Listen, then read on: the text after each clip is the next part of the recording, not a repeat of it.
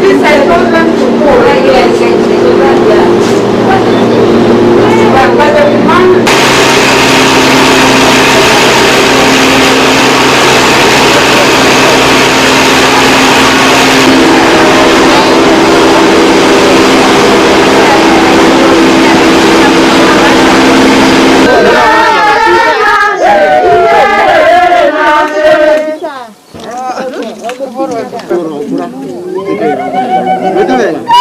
I've just been told that Kenya imports 10 million eggs a month, and I think the estimate was from Uganda.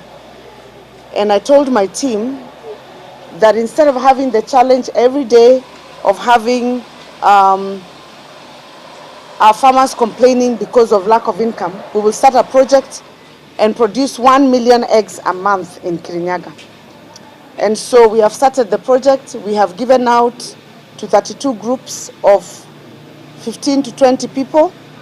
We have given each group 1,250 chicks, and therefore anticipating that they will produce 1,200 eggs a day for those 32 groups. So right now we have given out 40,000 chicks, which are already starting to lay eggs, and those are the eggs. So we've done that for 6 months. We provide the chicks, we build the chicken houses, we provide the feeds for 6 months until the chicken starts to lay. When they start to lay, they come and we collect the eggs, we sell them, we offset the cost of the feeds, and we give the net income to the farmer. So the project is proceeding well. We are in the first phase. I think we have now done about 7 months. We are now entering the second phase of initiating the second lot of groups, and we will keep increasing every 6 months until we reach 3 million eggs. If you calculate 40,000, about 45,000 chicks will give you about 1 million eggs a month.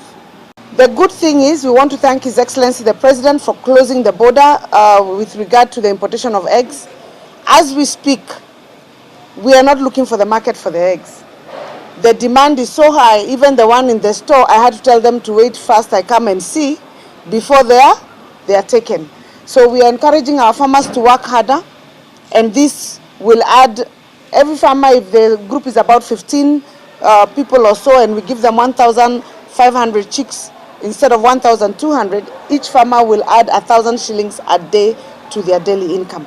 And I think that is what we want to do. We said we want to diversify the income, so if coffee prices go down, there is another source of income from eggs. There's another source of income from tomato or from avocado, so that our farmers are always able to meet their needs.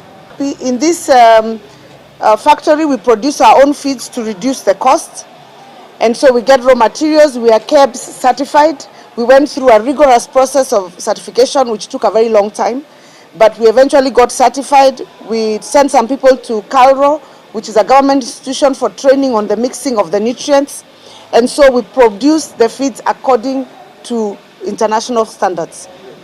We are hoping to expand the machinery, and if we do, we'll be able also to sell the feeds to other people other than just the farmers that we're working with. But for now, the feed that we produce is exclusively for the Wezesha Kirinyaga chicken poultry project, which we are now with 40,000 chicks, and we want to go to about 120,000 chicks in the next 1 year. Naombe hawa wenye media focus on this kind of stories. This is what is useful. Ama aje? There are stories to be told about Kirinyaga. This is the real Kirinyaga. Hizo zingine za porojo na gossip na rumors na social media, wacheni tafadhali. Sasa watu wa media, wacheni. Let us build this county. The rumors and the stories will never build this county. These people will never eat stories and rumors. They want to know how many others who have been left out are going to be included in this project. Niongee na Kikuyu. They say seeing is believing. Anayemacho ameona. Tulisema tutafanya within 1 year. We've been quiet because Kirinyaga inajulikana ina siasa mingi sana, but we are focused on our work is not stopping.